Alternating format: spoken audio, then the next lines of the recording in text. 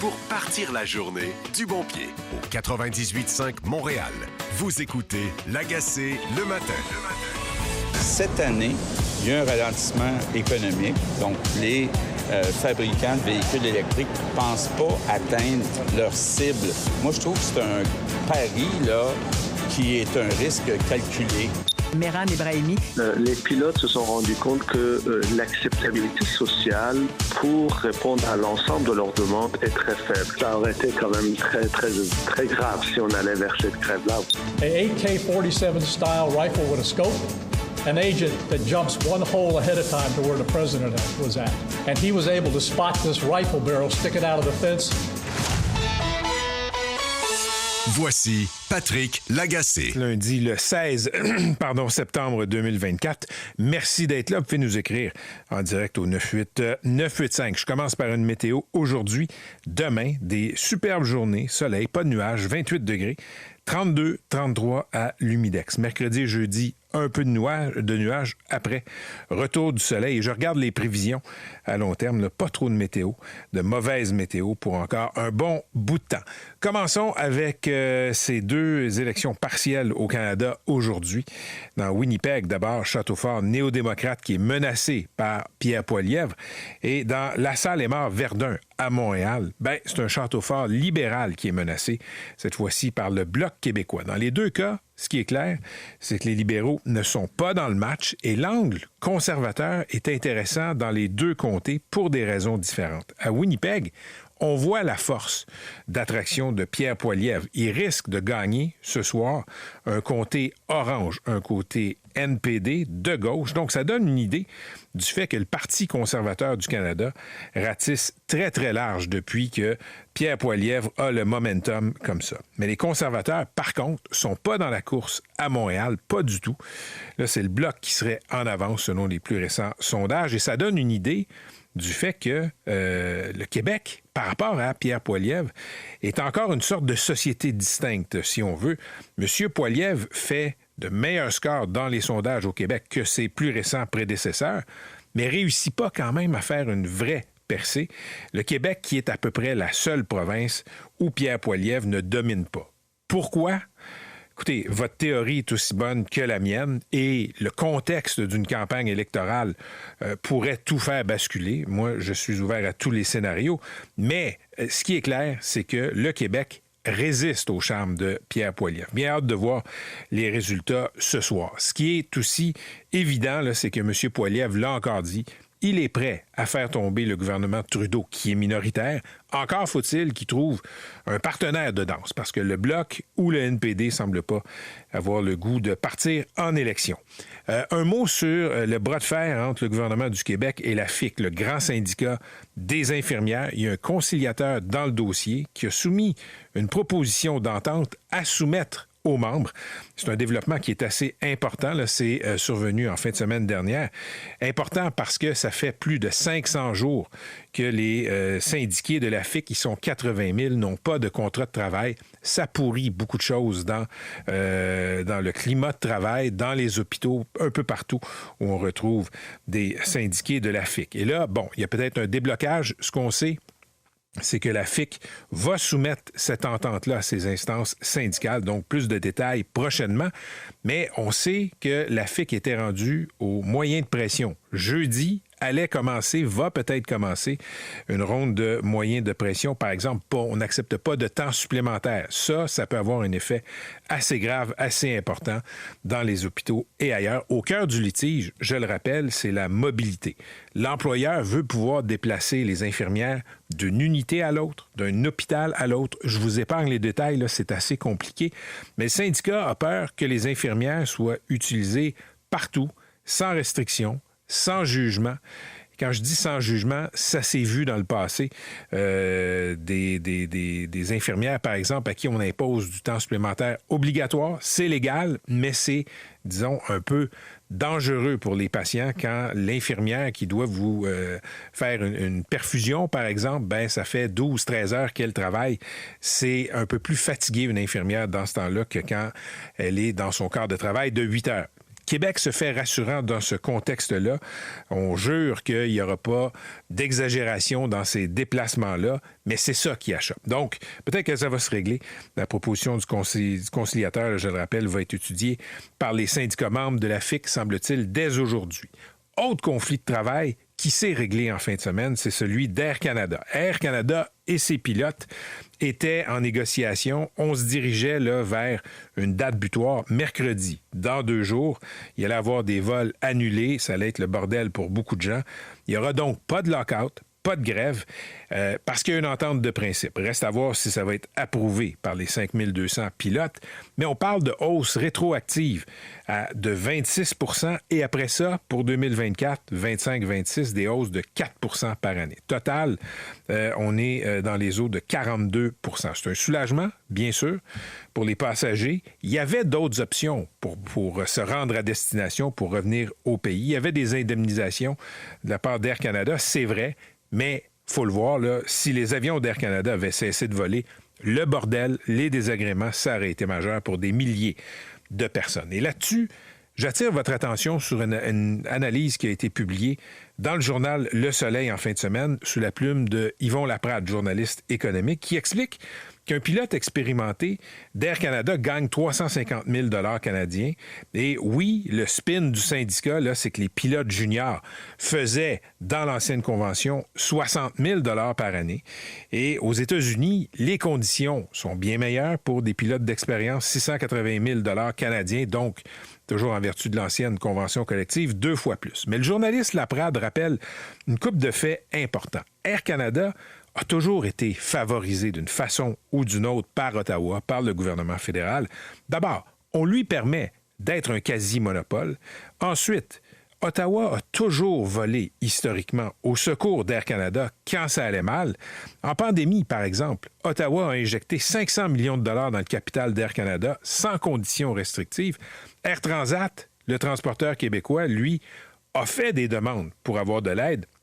Mais c'est pas une injection dans le capital qu'Ottawa a fait pour Air Transat, c'est un prêt de 740 millions de dollars. C'est une méchante différence et c'est un bon rappel. Air Canada va jamais échouer. Air Canada va jamais se planter. On va toujours, du côté d'Ottawa, venir à la rescousse d'Air Canada. C'est un avantage concurrentiel envers les autres transporteurs, comme Transat, comme WestJet, qui n'ont pas cet avantage-là d'avoir papa à Ottawa qui va venir les aider. L'autre chose que je veux souligner, c'est tout le discours syndical des pilotes. C'est un litige privé, parfait, tout le monde a le droit à son spin. Ceci étant dit, on a reçu le représentant syndical la semaine passée à cette antenne. Il n'a pas aimé à l'époque que je lui demande le salaire d'un pilote à Air Canada. Il n'a pas voulu répondre, m'a même reproché ma curiosité, celle des gens en général et des animateurs de cette station envers le salaire des pilotes. Bien, la réponse, écoutez, c'est 350 000 $ au haut de l'échelle avant la nouvelle convention. Et je dois vous dire, j'ai pas un gros problème avec ça. Un employeur privé peut bien donner les salaires qu'il veut à ses employés, surtout que les pilotes, bien, d'abord, ils ont nos vies entre les mains. C'est beaucoup d'années d'entraînement avant d'arriver à piloter un Boeing, un Airbus. C'est un milieu concurrentiel aussi. Il y a une grande demande dans le monde pour des pilotes. Et pas juste aux États-Unis, là, nos pilotes sont aussi sollicités ailleurs dans le monde. Les pilotes américains gagnent à peu près 2 fois plus cher et, bien sincèrement, je préfère que les pilotes soient mieux payés, que les employés soient mieux payés, que d'ajouter encore quelques millions de bonis au grand patron d'Air Canada. Ce qui mérite ce matin, c'est le double discours syndical. On va écouter un extrait d'une entrevue réalisée la semaine passée. Écoutez, est-ce que vos auditeurs, nos passagers sont curieux de savoir notre salaire ou ils sont concernés par le fait d'avoir un système durable, fiable et sécuritaire aérien au Canada? C'est ça la vraie question.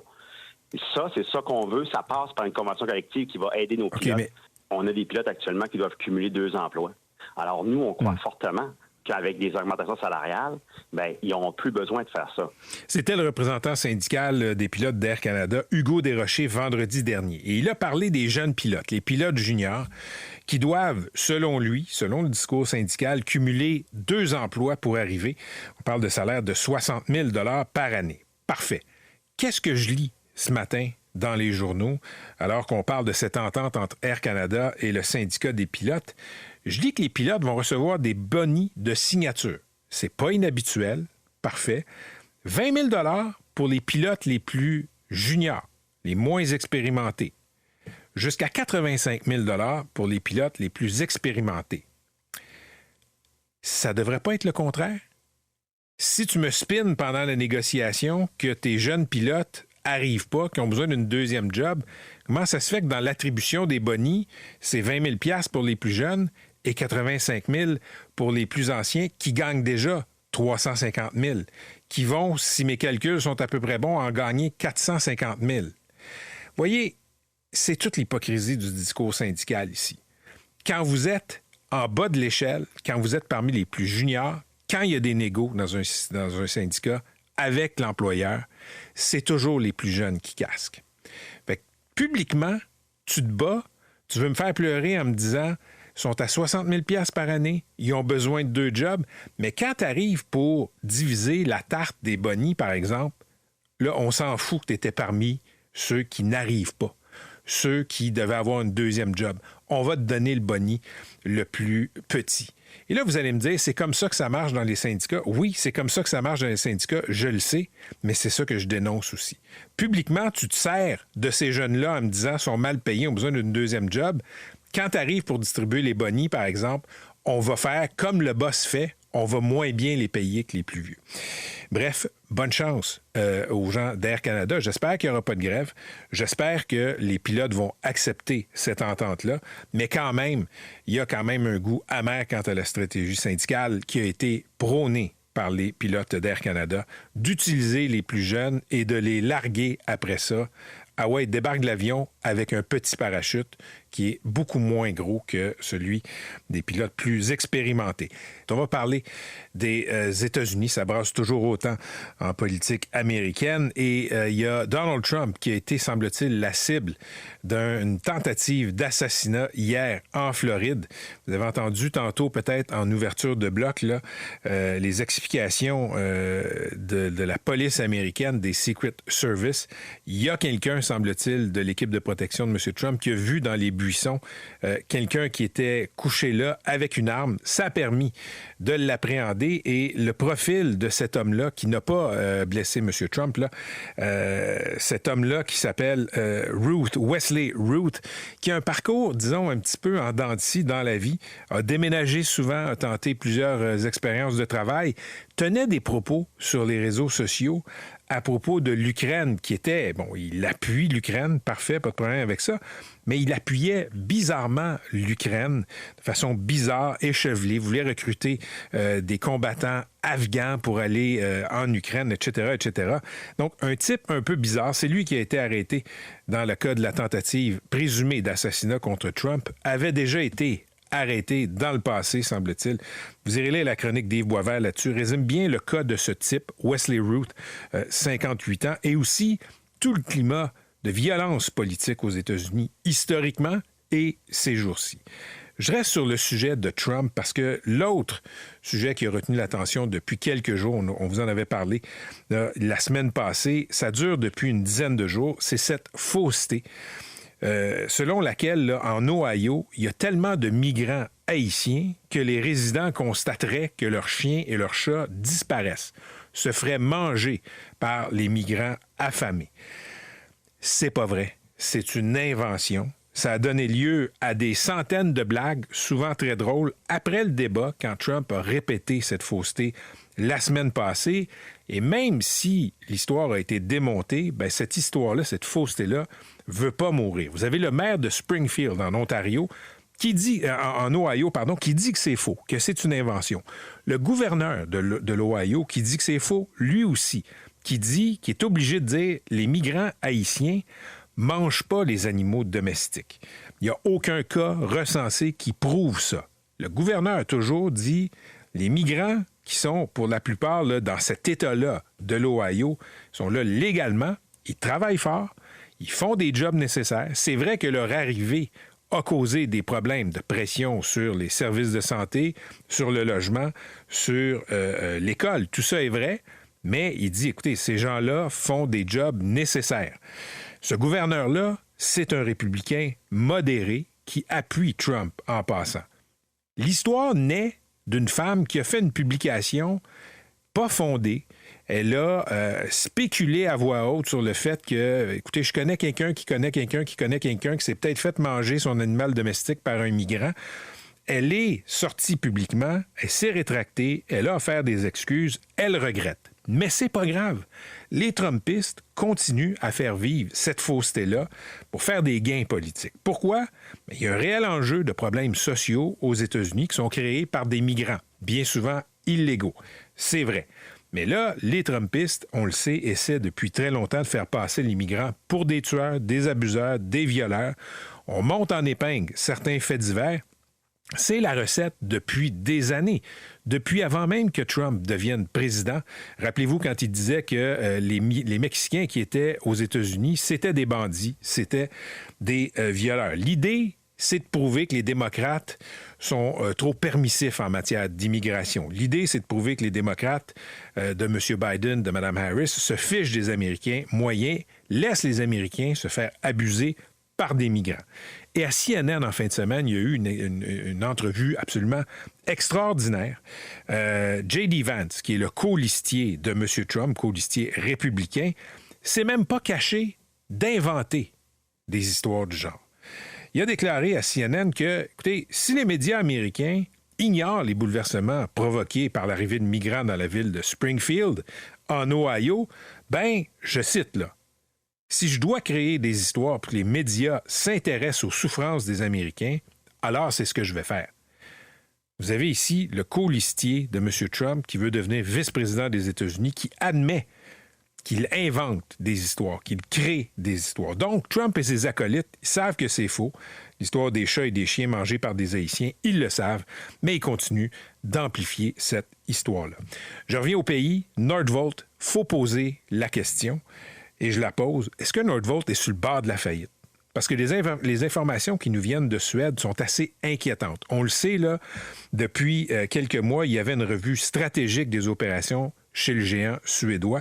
Ça a mené à une rationalisation annoncée des opérations. On ferme des usines, on annule des projets, on cherche des partenaires financiers, par exemple, pour un projet en Pologne. On n'a pas été capable de livrer des batteries à BMW. BMW a annulé un contrat de 2 milliards d'euros. Tout ça dans un contexte mondial où les Chinois, les Sud-Coréens ont une longueur d'avance importante dans la production de batteries de voitures. Pour le Québec, il y a 3 phases à l'usine en Montérégie. Nordvolt dit que pour la phase 1, on va y aller. Il va y avoir du retard, mais on va y aller. Pour les phases 2 et 3, silence radio. Tout ça, ce que je viens de vous dire, on le savait. On savait qu'il y avait des turbulences depuis quelques mois dans le ciel de Nordvolt. Mais là, en fin de semaine, Thomas Gerbet de Radio-Canada a relayé des informations qui sont sorties ces derniers jours dans un journal suédois. Des informations inquiétantes. L'opération minceur chez Nordvolt, elle est assez grande. Les employés de Nordvolt en Suède se sont fait dire « Fini les voyages d'affaires, limitez les dépenses au maximum et arrêtez de faire produire du matériel aux couleurs de l'entreprise, comme des T-shirts, des tasses à café, des trucs comme ça. » Il y a même un employé qui témoigne « Écoutez, je commence à avoir peur pour ma paye. » Donc, la question se pose, et c'est pas être alarmiste que de poser cette question-là. Est-ce que Nordvolt est en train de mourir? Je ne sais pas ce que le gouvernement du Québec sait ou ne sait pas, mais la question se pose. Il ne faut pas être alarmiste pour poser la question. Parlons maintenant de barrages hydroélectriques. On a honoré la mémoire en fin de semaine de l'ancien premier ministre du Québec, Bernard Landry. C'est devenu maintenant un standard, ce que Bernard Landry a fait avec la paix des braves. Donc, il y a une possibilité d'enrichir et les cris et la nation québécoise et de décarboner une partie de la planète. C'est qu'en fin de semaine, la centrale Eastmain 1A est désormais le complexe hydroélectrique Bernard Landry en territoire CRI. Et on le sait, M. Landry avait signé ce qu'on appelle désormais la paix des braves. C'est une entente avec les CRI de cette région-là, avec le chef Ted Moses, qui était là par ailleurs au dévoilement.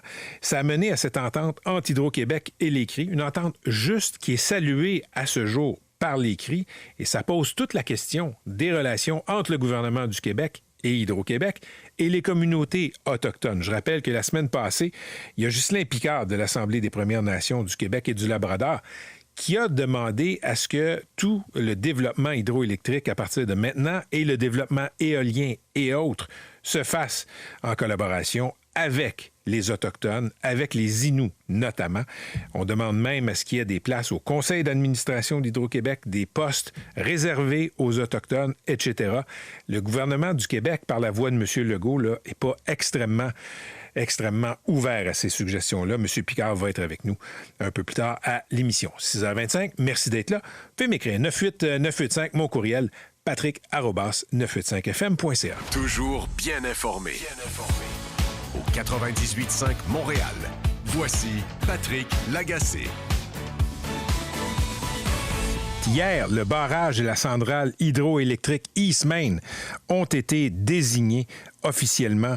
Le barrage et la centrale hydroélectrique. Bernard Landry, le premier ministre François Legault, était sur place. Tout ça dans un contexte où le gouvernement de M.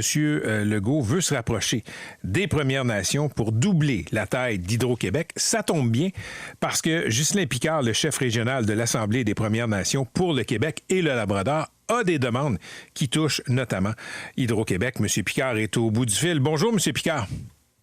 Oui, bon matin, M. Lagacé. Bien, peut-être commencer par nous rappeler là, ce que vous avez fait comme demande la semaine passée à l'Assemblée nationale quant à la gouvernance d'Hydro-Québec. Bien, écoutez, on voudrait, de toute évidence, on est dans un élan pour un plan d'action 2035. Le PDG d'Hydro-Québec a déjà signifié que parmi ses priorités, une de celles-ci est aussi d'avoir un plus grand partenariat avec les Premières Nations. Donc, on suit un peu cet élan, on suit la vague et d'ailleurs, on est engagé depuis déjà quelques années dans une démarche visant ajouter au concept de réconciliation, une réconciliation économique que nous jugeons incontournable. Donc, avec tout ça en main, on a profité de l'étude du projet de loi 69 pour indiquer comment peuvent prendre forme ces intentions-là pour nous, notamment en assurant dans la loi qu'une place qui serait réservée aux Premières Nations dans la gouvernance d'Hydro-Québec, autant au niveau de son conseil d'administration que au niveau de ses effectifs, notamment au niveau de la haute direction. En même temps, on juge qu'il est peut-être venu le temps de passer à l'étude l'éventualité, la possibilité pour les Premières Nations d'être détentrices d'actions au sein d'Hydro-Québec. Et donc, on essaie d'innover et évidemment participer à l'exemple de la ligne Heurtel-New York, à des projets d'infrastructure d'Hydro-Québec. Si c'est possible là, pourquoi ce ne serait pas possible ailleurs? L'autre exemple que je peux ajouter, c'est celui du premier parc éolien avec une partie autochtone en Gaspésie, avec la nation Mi'kmaq, un projet qui remonte à la milieu des années 2010 et qui est maintenant en service et qui permet d'ailleurs aux communautés de générer des revenus qui leur permettent, après coup, de participer à d'autres projets. Donc, c'est une question de mise à niveau, je dirais, parce que le passé d'Hydro-Québec et sa relation avec les peuples autochtones n'a pas toujours été reluisant. Et évidemment, la donne a changé là, avec les projets de l'abbé James au milieu des années 70. Monsieur Picard, vous êtes chef régional, je le rappelle, là, de l'Assemblée des Premières Nations pour le Québec et le Labrador. Et hier, Monsieur Legault, le premier ministre, vous a répondu quand il était en territoire CRI. Il a dit « Je négocie avec les CRI, pas avec Monsieur Picard ». Est-ce que M. Legault a raison de négocier avec chacune des nations individuelles où Hydro-Québec a des projets? Bien, écoutez, moi, je n'insiste pas pour négocier avec le premier ministre, mais en même temps, j'ai quand même un rôle de mettre sur la table des principes qui font consensus chez nous. Et c'est le résultat de notre passage en commission parlementaire la semaine dernière. Donc, on a, avec ce rôle-là, des messages à soumettre au gouvernement du Québec.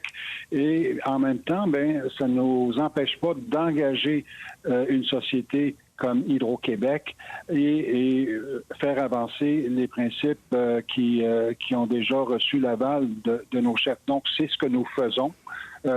Ceci dit, on n'a jamais remis en question les relations bilatérales qui peuvent exister entre Hydro-Québec, des communautés et même des nations. Ça, c'est vraiment un processus qui appartient aux communautés, mais de toute évidence, il y a des grands principes qui doivent être avancés et c'est ce que nous faisons, c'est ce que nous passons comme message. Est-ce que dans vos relations avec Hydro-Québec, si vous comparez avec vos relations avec le gouvernement du Québec, l'interlocuteur avec lequel vous avez le plus de facilité, M. Picard, c'est lequel? Bien, écoutez, on a soumis les principes dont je vous ai parlé un peu plus tôt, c'est-à-dire les principes qui finalement mettent un peu les nations, indépendamment de leur diversité, sous le même parapluie, ont été soumis autant au gouvernement du Québec pas au gouvernement, mais à la société d'État. Et la réponse la plus rapide que nous ayons reçue venait d'Hydro-Québec. Donc, ça vous donne un peu une idée là, de la réception qu'ont finalement les positions que nous avançons. Et je pense que le message du premier ministre hier, finalement, reflète également cette réalité-là à laquelle je réponds. Donc, vous ne trouvez pas que M. Legault est très ouvert envers les communautés autochtones? Bien, écoutez, je vous rappellerai, M. Lagacé, que lorsque M. Legault est arrivé au pouvoir la première fois, on remonte à il y a presque 6 ans maintenant, il comptait signer autant d'ententes similaires à la paix des Braves qu'il y a de communautés.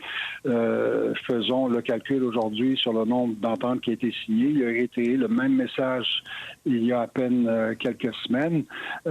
Il a souligné lors de la sermentation de son dernier Conseil des ministres qu'il entendait s'impliquer davantage lui-même, personnellement, dans divers enjeux, divers dossiers impliquant les Premières Nations. Est-ce que c'est le cas aujourd'hui? Ben, je posais la question, c'est en partie répondre. Merci d'avoir été avec nous, M. Picard. Je vous souhaite une bonne journée. Bonne journée à vous. Merci. Au revoir. Justin Picard, chef régional de l'Assemblée des Premières Nations pour le Québec et le Labrador. Toujours bien informé. Au 98.5 Montréal. Voici Patrick Lagacé. Je me tourne maintenant vers Jean-François Lépine, qui est en studio pour la Chronique internationale. Jean-François, bonjour. Bonjour, Patrick. On va commencer avec cette nouvelle-là qui a retenu l'attention en fin de semaine. Les autorités américaines qui enquêtent sur une potentielle tentative d'assassinat, une deuxième, sur Donald Trump. Oui, ben le FBI dit que c'est une tentative. Il considère cela comme une tentative d'assassinat. Un personnage qui a été arrêté, qui n'a même pas opposé de résistance quand il a été arrêté. Il n'a même pas demandé pourquoi il était arrêté sur la route 95 au nord du fameux terrain de golf où ça s'est passé. Et il s'appelle Ryan Wesley Routh. Il a 58 ans. C'est un personnage... Il y a des vidéos maintenant qu'on voit sur le web de lui. Tout le monde sort ça d'un peu partout. Tout le monde a ses archives. Personnage étrange. Hein? Le New York Times dit aujourd'hui qu'il l'avait interviewé en 2023 alors qu'il s'était rendu en Ukraine et qu'il proposait un plan. D'ailleurs, au moment où il l'interviewe, il est à Washington. Il se propose de rencontrer une délégation américaine de l'Organisation pour la sécurité et la coopération en Europe pour leur proposer ce plan-là. L'idée, c'est de recruter des soldats afghans qui ont quitté l'Afghanistan après l'arrivée au pouvoir des talibans, donc des soldats formés par les Américains à l'époque, qui se joindraient à lui pour aller combattre en faveur de l'Ukraine contre la Russie. Il se propose, il a même écrit sur X à l'époque, « Je m'en vais à Kharkiv et je suis prêt à mourir s'il le faut ». Donc, un personnage qui a toutes sortes d'idées, dont on connaît peu les origines. C'est un entrepreneur en construction, en fait un couvreur. Il a habité pendant plusieurs années. On dit qu'il habite encore là, mais il y a toutes sortes de choses pas claires à son sujet, mais qu'il aurait habité pendant quelques années à Hawaï, où en 2020, il va écrire une lettre au président Kim Jong-un de Corée pour lui proposer de venir en vacances à Hawaï. Il se propose comme ambassadeur et comme agent de liaison pour tenter de rapprocher les États-Unis et la Corée du Nord. Alors, on voit l'espèce de personnage. Et donc, les circonstances maintenant. C'est pas clair d'abord s'il a tiré un seul coup de feu. Il était armé d'une AK-47. Ça, c'est une arme qui est un peu, en tout cas, qui est utilisée énormément dans le monde. C'est l'arme la plus populaire dans le monde pour les milices ou dans les combats. C'est une arme d'origine russe, mais qui n'est pas du tout une arme de précision, même si elle était dotée d'une lunette, ou en tout cas, il avait une lunette de précision. Il était à plusieurs centaines de mètres de M. Trump. En fait, M. Trump était, disons, au trou numéro 5, et puis lui, il était au trou numéro 7, donc un peu plus loin. C'est là qu'un agent de sécurité le découvre, tire vers lui. Il se sauve. Il y a un témoin même qui filme une partie de ça. Il prend sa voiture et il s'en va en laissant sur place son arme, deux sacs à dos, etc. Une histoire très bizarre. C'est quand même étonnant qu'il ait pu, encore une fois, s'approcher et se mettre en position comme ça. Oui, parce que tout ça se passe, encore une fois, 2 mois après la première tentative d'assassinat pendant laquelle M. Trump est blessé. Il y a eu une enquête depuis. Beaucoup de critiques de la façon dont les services de sécurité n'avaient pas pu prévenir cette situation-là la première fois. Donc, cette fois-ci, ça va être encore scruté à la loupe, mais l'idée, c'est qu'il était loin de l'ex-président. Il ne pouvait pas, là où il était, c'est pas clair qu'il ait tiré un seul coup de feu. Il n'était pas donc à portée du président. La vie du président, de l'ancien président n'a jamais été menacée. Mais c'est, encore une fois, énormément de questions ce matin. Un climat où on le dit, les États-Unis, d'abord, toute la question des armes à feu accessibles à toutes sortes de gens, même des gens qui ont des problèmes cérébraux ou des problèmes de santé mentale. Est-ce qu'il y a, encore une fois, on se pose toujours la question, est-ce que c'est un complot? Est-ce qu'il a des alliés? Visiblement non, ça semble être un projet individuel. Alors, c'est inquiétant parce que ça fait 2 fois en 2 mois et que surtout, on est encore avec 50 jours de campagne électorale. Le ton monte. Est-ce que les républicains vont se servir de ça pour monter encore plus le ton extrêmement violent de cette campagne-là? En tout cas, surtout du côté républicain. C'est très inquiétant. Israël, maintenant, Jean-François, pour la première fois, il y a un missile iranien qui a frappé le territoire israélien sans être intercepté par le fameux dôme de fer, le système de défense aérienne d'Israël. Oui, le missile a été lancé à partir du Yémen par cette milice, cette population du Yémen, les Houthis, qui sont des musulmans chiites alliés à l'Iran, qui contrôlent une grande partie du territoire. Le Yémen, qui est un pays en guerre civile depuis des années, c'est une catastrophe. Donc, ils sont très actifs depuis le début, depuis octobre dernier, depuis le début de la guerre entre Israël et le Hamas, en appui aux Palestiniens. Les Houthis disent qu'ils ont utilisé une nouvelle version de missiles hypersoniques iraniens. C'est des missiles extrêmement rapides. C'est pas des roquettes, là. Non, c'est pas des drones. C'est un missile parce qu'il a franchi 2000 km de distance, la distance estimée. Il a été raté. Eux, les Houthis, disent qu'il y a 20 missiles israéliens qui l'ont raté. Mais ce qui est important, c'est qu'il s'est écrasé sur le sol israélien. Donc, il a atteint une cible qui était peut-être pas aussi précise qu'on le pensait. Mais quand même, ça montre que... près de l'aéroport de Ben Gurion. Ça montre que le dôme de fer n'est pas tout à fait toujours étanche. Oui, c'est la première fois qu'un missile lancé du territoire du Yémen frappe Israël. L'aviation israélienne a réagi tout de suite en bombardant un dépôt de pétrole important au Yémen. Et les Houthis, surtout, ce qui est important dans cette histoire-là, ce qu'il faut voir, en tout cas, c'est ce qu'ils disent que c'est un aperçu de ce qui pourrait se passer le 7 octobre, bientôt, quand on va marquer le premier anniversaire du massacre du Hamas et de tout ce qui a suivi, cette guerre qui se déroule encore à Gaza. Donc, est-ce que c'est vraiment un signe de plus que cette espèce d'axe du mal, qualifié comme ça par Israël et ses alliés, c'est-à-dire l'Iran, la Syrie, qui est un pays allié de l'Iran, les Houthis au Yémen, le Hezbollah au Liban, il y a cette espèce de menace multifront auquel fait face Israël constamment et ça pose un danger en plus de tout ce qui se passe du côté de Gaza. On imagine à quel point les Israéliens sont mobilisés par tout ça. Et d'ailleurs, les médias en fin de semaine, Patrick, ça c'est vraiment intéressant, ont documenté une attaque que les Israéliens, une attaque ultra audacieuse que les Israéliens ont menée en Syrie, dans une petite ville qui s'appelle Masyaf, à 40 km de la frontière du Liban, où, il faut s'imaginer ça, là, les Iraniens avaient construit sous la montagne une usine de fabrication de missiles destinée au Hezbollah, au Liban, on imagine. Donc, une usine que les Israéliens ne pouvaient pas bombarder du haut des airs parce qu'elle était complètement enfouie. Protégée par la montagne Et tout ça. Alors, on a dit lundi dernier que les Israéliens avaient bombardé, puis il y avait eu 18 morts, plusieurs douzaines de blessés et tout ça. Mais en fait, ce qu'on sait aujourd'hui, c'est que les Israéliens ont attaqué d'abord par la voie des airs pour empêcher les Syriens, les forces de défense syriennes, on est en Syrie là, pour empêcher les Syriens de venir prêter main forte aux gens qui protégeaient l'usine. Et là, on est arrivé avec des hélicoptères de combat. On a débarqué des soldats d'élite israéliens qui avaient des explosifs et qui sont descendus dans l'usine, qui auraient fait, parce qu'encore une fois, tout ça est en train de se confirmer graduellement. C'est la première fois depuis des décennies que des soldats israéliens sont en sol syrien. Donc, encore une fois, un affront pour les Syriens. Mais ça montre, Patrick, à quel point les Israéliens sont d'abord... On pense qu'ils pourraient être débordés déjà par le conflit, mais on voit à quel point ils consacrent énormément d'énergie à se défendre sur plusieurs fronts pour mener des attaques même comme celle-là.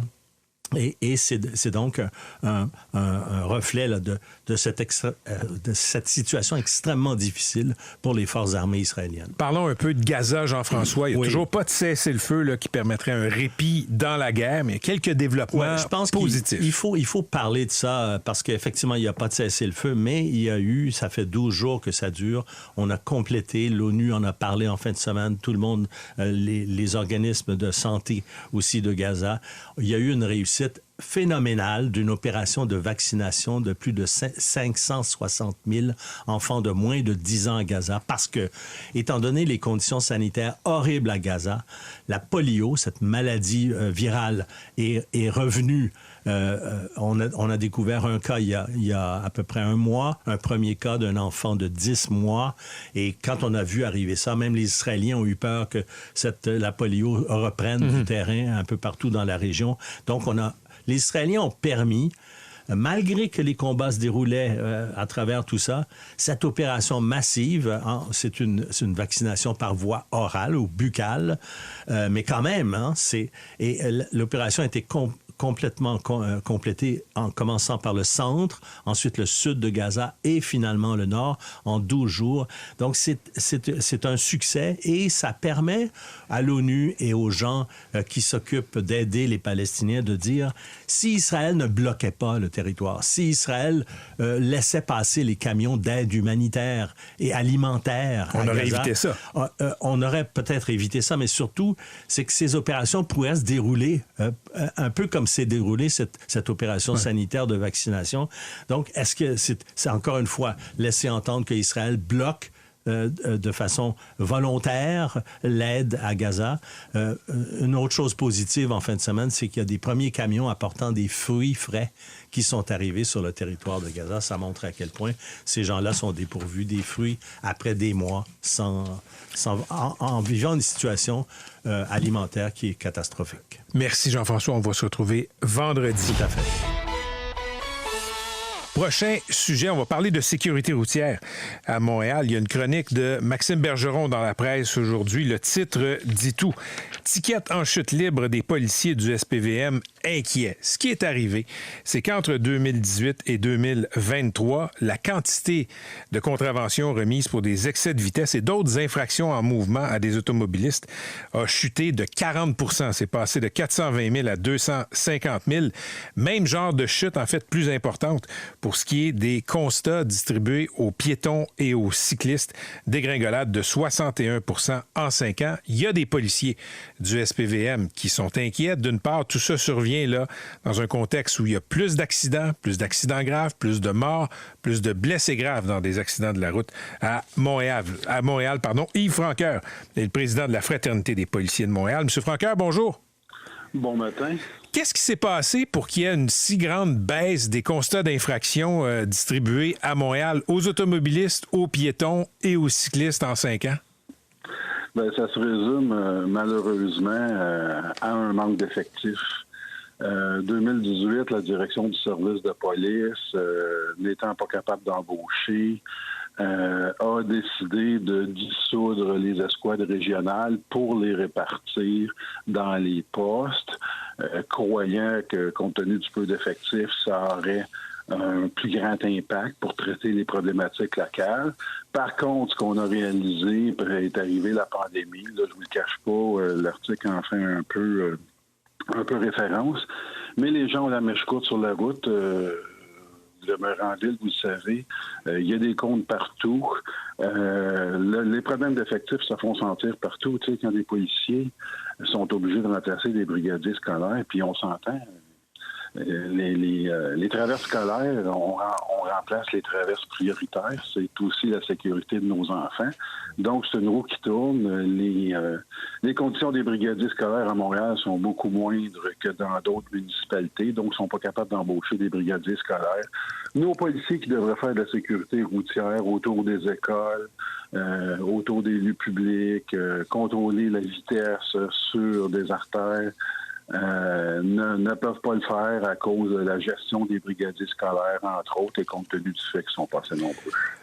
Est-ce que pour vous, il y a un lien entre la baisse du nombre de constats d'infractions distribués par les policiers à Montréal et la hausse du nombre d'accidents graves sur les routes de Montréal?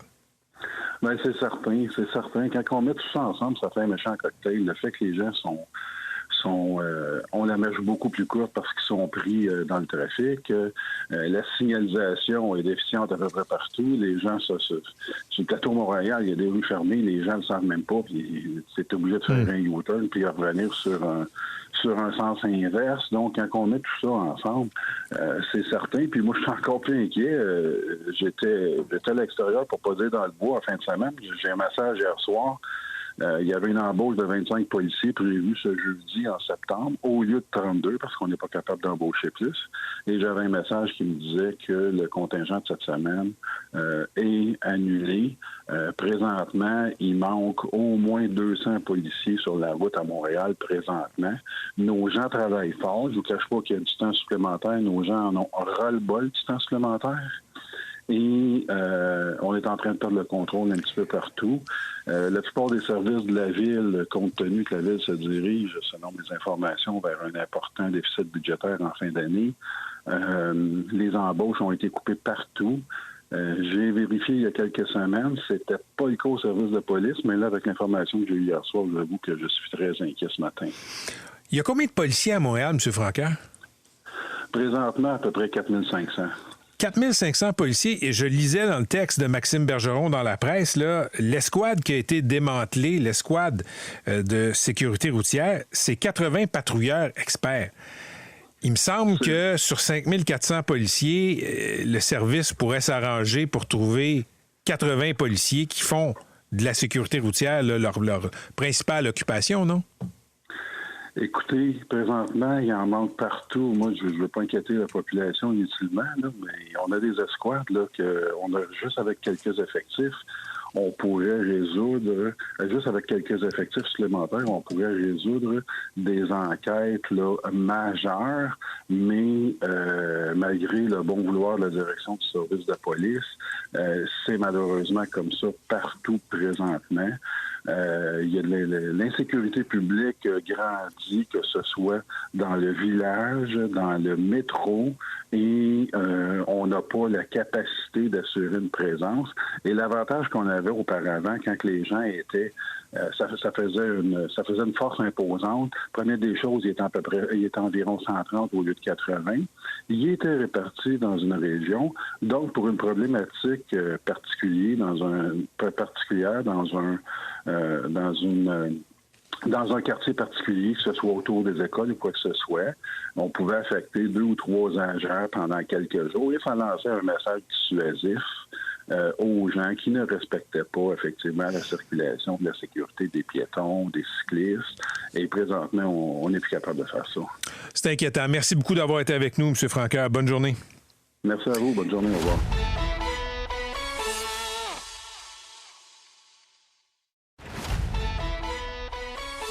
Voici Patrick Lagacé. Je commence un peu léger et un peu réjouissant. On a eu du très beau temps ces derniers jours, même ces dernières semaines. Ça va se poursuivre pour encore quelques temps. Là, vous avez remarqué, là, depuis une semaine, là, on a des températures quotidiennes qui dépassent les 25 degrés, presque pas de nuages. Je regarde dehors présentement. C'est le début d'une journée absolument magnifique. Jean-Charles Beaubois est un ancien présentateur météo à Radio-Canada, maintenant président de Météo Global. Monsieur Beaubois, bonjour. Bonjour, M. Lagacé. Il me semble qu'on a une très, très, très belle fin d'été, puis quand je regarde les prévisions météo, ça va se poursuivre. Oui, tout à fait. C'est vrai que ce mois de septembre est particulièrement intéressant. On l'avait commencé avec des températures un peu en dessous des normales saisonnières, mais là, il faut bien le reconnaître, elles sont largement au-dessus de ces normales saisonnières, avec peu ou pratiquement pas de précipitations. Et sur les modèles qui sont à moyen terme, voire à long terme, on ne voit pas de précipitations avant le 27 ou le 28 septembre. Donc jusque-là, on va, alors je dis pas rester avec toujours un ciel aussi bleu qu'aujourd'hui, ce sera le cas notamment mercredi ou jeudi, on aura un ciel nettement plus nuageux, mais on n'aura surtout pas de précipitations. Et donc, la période commence à être assez longue. Qu'est-ce qui explique ça? C'est cette belle période de fin d'été et de début d'automne. C'est assez exceptionnel.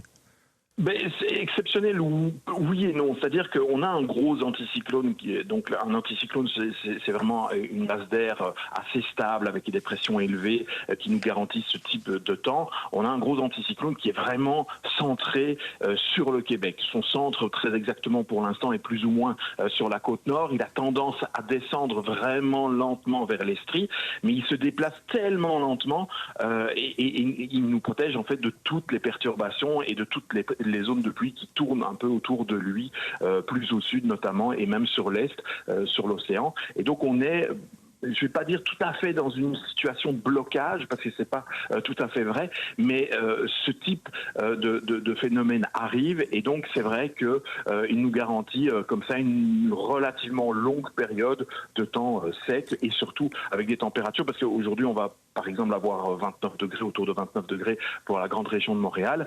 Normalement, la norme, c'est 19 degrés. L'automne approche, va être à nos portes dans quelques jours. Est-ce qu'on a une idée de la météo qu'on va avoir là, au début de l'automne? Alors, vous savez très bien que faire des prévisions long terme, c'est toujours délicat, oui. mais on a quand même le fameux phénomène La Niña. On parle souvent de ces deux phénomènes, El Niño et La Niña. La Niña a redémarré, déjà.